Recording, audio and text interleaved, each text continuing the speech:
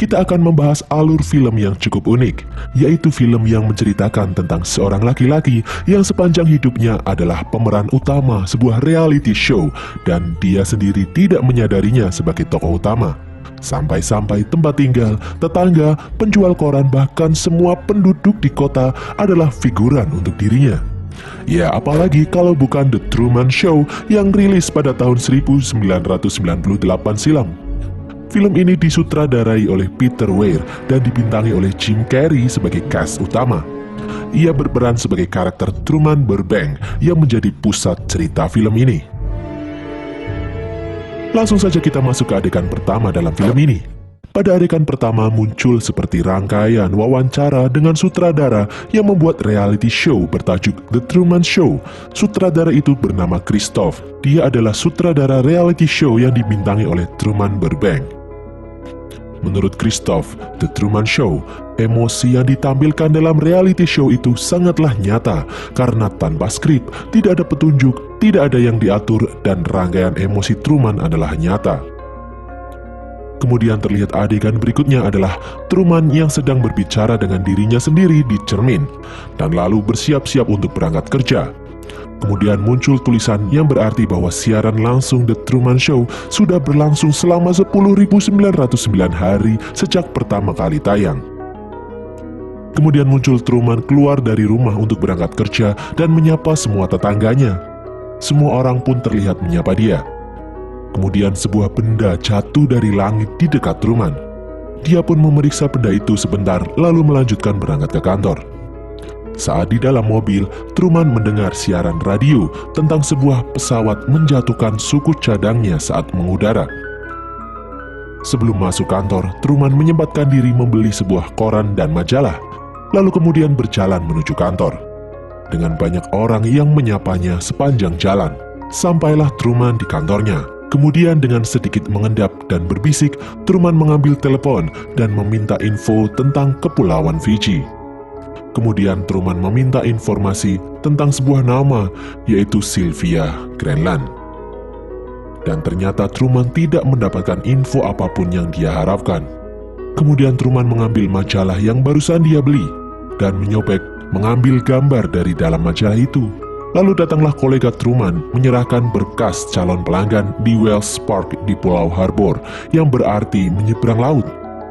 Truman sempat menolak dengan alasan dia memiliki janji, namun temannya mengancam Truman karena perusahaan sangat membutuhkan pelanggan baru. Akhirnya Truman pun mengiyakan. Lalu pergilah Truman ke pelabuhan. Dia memesan tiket kapal menuju Pulau Harbor. Saat menyusuri dermaga, tiba-tiba Truman merasakan hal aneh. Tubuhnya bergetar, dia merasa ketakutan sampai untuk berdiri pun tidak mampu. Truman merasa fobia melihat kapal, dan dia pun berbalik mengurungkan niatnya ke Pulau Harbor. Kemudian adegan berpindah ke rumah saat Truman sedang merapikan halaman rumahnya. Datang istrinya pulang dari belanja, menunjukkan pisau yang dia beli, sambil seperti mempromosikan barang. Mungkin ini maksudnya iklan di Truman Show itu sendiri ya guys. Truman lalu melanjutkan merapikan halamannya. Kemudian di malam hari, Truman nongkrong dengan temannya, Marlon, sambil bermain golf di jalanan kosong. Pada momen itu, Truman mengutarakan keinginannya untuk pergi keliling dunia, khususnya ke Pulau Fiji yang terletak di belahan lain bumi. Namun Marlon meyakinkan kalau Truman memiliki kehidupan yang sempurna di sini, yaitu di Sea Haven. Untuk apa ke Fiji? Sesaat Truman agak berpikir karena untuk ke Fiji bukanlah perkara mudah, membutuhkan uang dan perencanaan. Namun Truman yakin suatu hari nanti dia pasti bisa ke Fiji. Kemudian Truman duduk sendirian di pinggir pantai sambil merenung dan mengingat kejadian silam saat dia masih kecil, pergi berlayar dengan ayahnya naik kapal kecil, dan terlihat adegan di mana Truman kecil dan ayahnya dihadang badai, lalu sang ayah jatuh dan tenggelam. Hal inilah yang kemudian membuat Truman trauma kalau melihat laut dan kapal. Kemudian turunlah hujan, namun hujannya aneh, hanya jatuh di tempat Truman duduk. Hujan itu pun mengikuti Truman. Lalu lama-kelamaan kemudian hujan datang dengan merata. Kemudian Truman pulang dengan basah kuyup dan mengutarakan keinginannya untuk pergi ke Fiji kepada istrinya. Namun istrinya selalu meyakinkan Truman untuk tetap tinggal di Sea Haven. Kemudian istrinya mengajak mantap-mantap, tapi tidak disiarkan. Ah, sayang sekali guys. Lalu hari berganti pagi lagi. Seperti biasa, Truman mampir di tempat penjual koran untuk membeli koran dan majalah seperti biasa. Kemudian saat berjalan menuju kantor, Truman melihat orang tua berpakaian lusuh, lalu menghampirinya, dan Truman sadar kalau itu ternyata adalah ayahnya. Kemudian muncul dua orang asing yang menarik ayahnya. Truman berusaha mengejarnya, namun selalu dihalangi oleh kerumunan orang dan mobil yang lalu lalang. Lalu ayahnya dimasukkan ke dalam bus oleh dua orang tadi. Truman pun tak mampu lagi mengejarnya. Kemudian Truman menceritakan kejadian yang baru saja dia alami kepada ibunya. Ibunya meyakinkan kalau itu hanyalah halusinasi Truman saja. Lalu di malam hari Truman membuka brankas yang berisi memori masa kecilnya. Lalu membuka kotak yang berisi foto kenangan masa kecil dengan sang ayah. Kemudian di dalam kotak itu, Truman menemukan sweater berwarna merah, lalu membawanya ke memori masa lalu saat dirinya sedang bersekolah pada saat itu. Truman jatuh cinta dengan seorang wanita. Di saat Truman sedang memperhatikan pujaan hatinya, datang seseorang wanita lain yang tersandung terjatuh di dekat Truman. Dan saat Truman kembali melihat pujaan hatinya, dia sudah pergi. Lalu adegan berganti pesta dansa. Saat itu Truman sedang berdansa dengan Meryl, yaitu wanita yang tadi terjatuh di dekat Truman. Jadi mereka akhirnya dekat. Namun saat pesta dansa, Truman tetap tidak bisa mengalihkan perhatiannya dari pujaan hatinya, meskipun saat itu sedang berdansa dengan Meryl. Lalu terlihat pujaan hatinya diusir oleh beberapa orang. Truman pun penasaran dengan apa yang terjadi. Lalu kemudian Truman terlihat sedang belajar di perpustakaan. Tanpa sengaja, dia bertemu dengan pujaan hatinya di sana. Mereka pun berkenalan. Wanita itu mengaku bernama Lauren Garland. Di situ Lauren terlihat begitu gugup saat diajak berbicara. Dia mengatakan kalau dilarang untuk berbicara dengan Truman oleh seseorang. Truman pun penasaran dan mengajak Lauren kencan keesokan harinya. Namun Lauren menolak dan dia menuliskan sesuatu di kertas bertuliskan sekarang. Menurut Lauren, jika tidak pergi sekarang, maka selamanya mereka tidak akan pernah bertemu. Wah, misterius juga ya. Mereka berdua pun akhirnya menyelinap keluar dari perpustakaan, berlarian menuju pantai. Saat di tepi pantai, Lauren mengatakan sebentar lagi pasti akan ada yang menjemputnya. Jadi dia tidak punya banyak waktu untuk bicara. Kemudian Truman dan Lauren pun berciuman.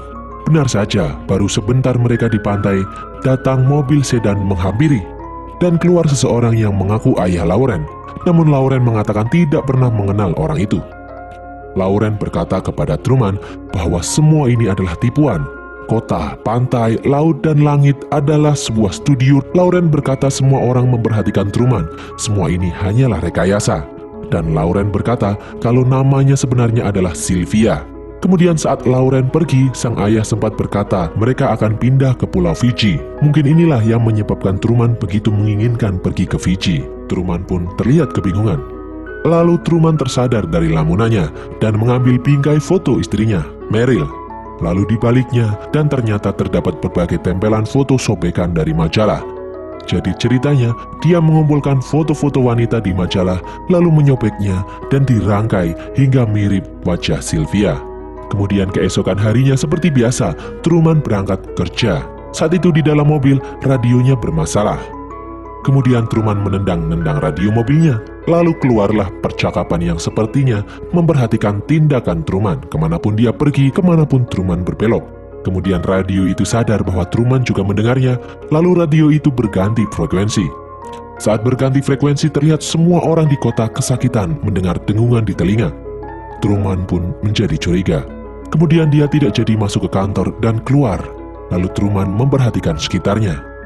Meskipun semua terlihat biasa, namun Truman merasakan suatu kejanggalan. Kemudian dia merasakan semua orang memperhatikannya.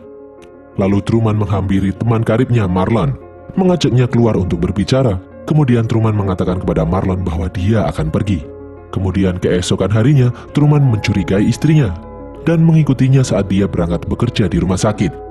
Saat dia menyelinap di rumah sakit, dia melihat istrinya dan kawan-kawan bersiap melakukan operasi. Saat dokter akan menancapkan pisau bedah di pasien, tiba-tiba pasien tersebut kaget dan terbangun. Truman pun semakin curiga. Lalu Truman secara tiba-tiba diusir oleh satpam rumah sakit. Kemudian Truman pergi ke biro perjalanan untuk memesan tiket pesawat ke Fiji. Namun tiket sudah tidak tersedia untuk 1 bulan ke depan. Kemudian Truman pergi ke terminal bis untuk pergi keluar kota. Saat Truman masuk ke dalam bis, semua tampak aneh. Semua orang di dalam bis tegang. Saat bis akan berangkat, terdengar bunyi aneh dan mesin bis keluar asap. Supir bis pun menyuruh semua penumpang untuk turun karena mengalami kerusakan mesin. Lalu saat istrinya pulang ke rumah, melihat Truman masih di dalam mobil di depan rumah. Truman menyuruh istrinya untuk masuk. Truman mengatakan pada istrinya dia bisa memprediksi siapa saja yang lewat di depan rumahnya karena Truman mengetahui bahwa orang-orang hanyalah berputar-putar saja. Lalu Truman mengatakan kepada istrinya bahwa dirinya berniat untuk pergi. Kemudian Meryl mengatakan bahwa Truman depresi karena ingin pergi ke Fiji dan menyuruh Truman menabung terlebih dahulu.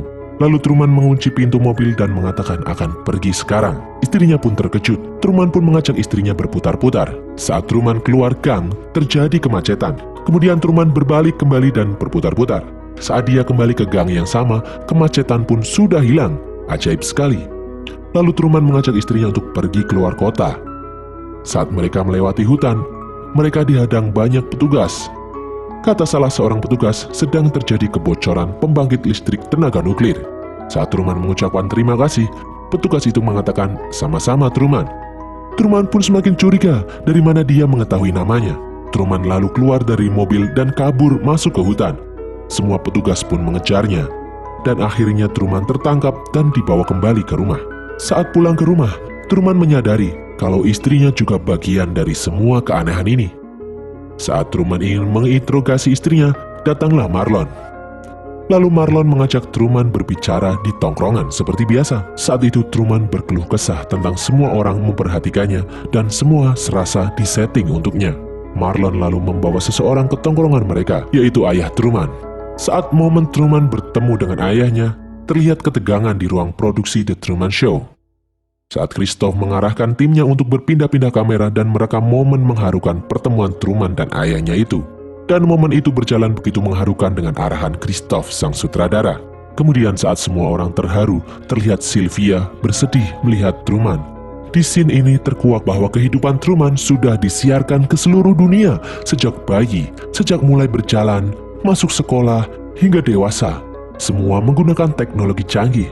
Kamera diletakkan di mana-mana, bahkan menggunakan kamera kecil di kancing baju. Dan siaran Truman Show disiarkan live 24 jam setiap hari selama 30 tahun terakhir dan menjadi show terpopuler di seluruh dunia. Bahkan, kota tempat tinggal Truman, Sea Haven, adalah sebuah studio raksasa di mana struktur bangunan studio itu bisa terlihat dari luar angkasa. Kemudian acara diganti dengan wawancara dengan sang sutradara, yaitu Christoph. Saat wawancara, ada sesi menerima telepon. Saat itu Sylvia menelpon dan mengatakan bahwa Christoph adalah pembohong, penipu, dan semua yang dilakukan Christoph kepada Truman itu gila. Christoph mengatakan kalau dia memberikan kesempatan kepada Truman untuk merasakan hidup normal di Sea Haven. Karena dunia nyata di luar sana adalah dunia yang sudah sakit parah. Christoph mengatakan bahwa Sea Haven adalah dunia ideal sebagaimana mestinya. Christoph mengatakan kalau Truman benar-benar ingin pergi, mereka tak akan bisa menghentikannya. Dan Christoph yakin Truman betah di Sea Haven. Keesokan harinya berjalan seperti biasa. Saat di kantor, Truman dikenalkan dengan teman kerja barunya yang bernama Vivian. Kemudian malam harinya, di studio Christoph, merekam Truman yang sedang tidur di basement. Saat Christoph datang memeriksa rekaman video, mereka menyadari bahwa ternyata Truman sudah tidak sedang tidur dan mereka mendapati Truman menyelinap keluar. Kemudian Christoph memerintahkan Marlon ke rumah Truman. Benar saja, saat diperiksa, ternyata Truman tak berada di tempat tidurnya. Ternyata Truman kabur menaiki tangga ke atas lewati kebun. Christoph yang marah pun menghentikan siaran. Studio Christoph pun sibuk dan panik mengetahui Truman menghilang. Seluruh warga kota pun dikerahkan untuk mencari Truman karena di malam hari dan susah mencari Truman di dalam gelap. Christoph pun memutuskan untuk mengeluarkan matahari buatannya meskipun masih dini hari. Saking paniknya, tak menemukan Truman di mana-mana, lalu Christoph menyuruh mengamati lautan. Benar saja, terlihat Truman sedang di atas kapal layarnya mengarungi lautan. Siaran pun akhirnya dilanjutkan. Semua orang yang menonton acara itu tegang. Terlihat Truman di atas kapal dengan senyumannya dan membawa secari kertas yang berisi tempelan potongan majalah yang terangkai menjadi wajah Sylvia. Sylvia yang menonton acara itu pun menangis haru karena tidak ada yang mampu mengejar Truman. Christoph akhirnya memerintahkan krunya untuk mengeluarkan badai di lautan untuk menghentikan aksi Truman. Kru-krunya terlihat khawatir karena tidak ada kru penyelamat di sekitar Truman. Namun Christoph yakin Truman akan ketakutan dan akan berputar kembali. Lalu turunlah hujan badai begitu deras menghantam Truman dan kapal kecilnya. Badai itu membuat Truman kewalahan menghadapinya. Saking dahsyatnya, Truman sampai terjungkal dan terjatuh dari kapalnya. Dengan bersusah payah, Truman pun berhasil kembali naik ke kapal. Truman terdengar berteriak menantang. Christoph yang kesal semakin meningkatkan intensitas badainya, dan Truman pun dihantam oleh ombak besar bertubi-tubi. Truman hanya bisa bertahan dengan mengikatkan dirinya pada perahu. Saat Truman sudah tak berdaya, Christoph memerintahkan untuk menghentikan badainya. Truman yang sudah tak berdaya sedikit demi sedikit mulai bangkit kembali dan menaikkan layarnya lagi. Para kru acara yang takjub pun semua berdiri memperhatikan aksi Truman yang melanjutkan perjalanannya. Akhirnya tiba-tiba di ujung perjalanannya, kapal Truman terasa seperti menabrak tembok. Truman pun mendekat dan menyadari bahwa langit yang dia lihat selama ini berujung pada tembok. Saat menyadari itu, Truman berusaha menembus tembok itu dengan memukulnya bertubi-tubi, namun usahanya sia-sia. Lalu Truman berjalan menyusuri pinggiran tembok. Lalu dia menemukan sebuah tangga. Di ujung tangga terdapat pintu bertuliskan exit. Kemudian Truman membuka pintu tersebut. Saat Truman mencoba masuk, Christoph berbicara kepada Truman, meyakinkan bahwa dunia luar sangatlah jahat dengan segala tipu muslihatnya. Dan dunia buatan Christoph adalah yang terbaik bagi Truman. Truman pun terdiam. Saat Christoph memaksa Truman untuk berbicara dan disiarkan di TV seluruh dunia, Truman pun berbalik dan berkata, "Jika aku tidak lagi menjumpai kalian, izinkan aku untuk mengucapkan selamat pagi, selamat siang, dan selamat malam." Lalu Truman pun tertawa, lalu membungkukkan badan dan pergi meninggalkan studio raksasa Sea Heaven. Sylvia yang melihat aksi Truman itu pun merasa bahagia dan bersiap-siap menghampiri Truman. Semua orang pun bersorak bahagia. Hanya Christoph seorang yang kecewa. Acaranya berakhir. Dan berakhir juga film ini, guys. Demikianlah alur lengkap film The Truman Show. Bagaimana komentar kalian tentang film ini? Silakan tulis komentar kalian ataupun kritik dan saran di kolom komentar. Jangan lupa klik like dan share.